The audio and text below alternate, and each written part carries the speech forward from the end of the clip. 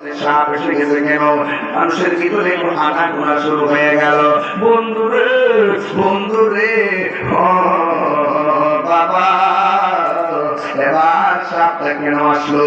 মানুষ বড় কল্পনা আনাগোনা শুরু করলেন। একটা লোকে ডাক দিয়ে করি, আমরা বাহির থেকে দেখেছি লোকটা অনেক ভালো, কিন্তু লোকটার মধ্যে আসলে কোনো সমস্যা আছে কিনা আমরা তো বাহির দিকে দেখি নাই। আমার মনে হয় তার পরিবারের কাছে জিজ্ঞেস করলে আসল কথাটা পাওয়া যাবে।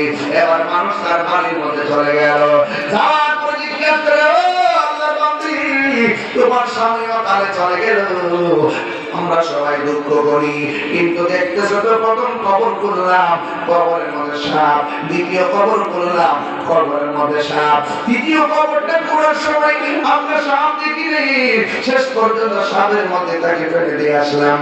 তুমি তো তোমার স্বামীর সঙ্গে সংসার করেছো।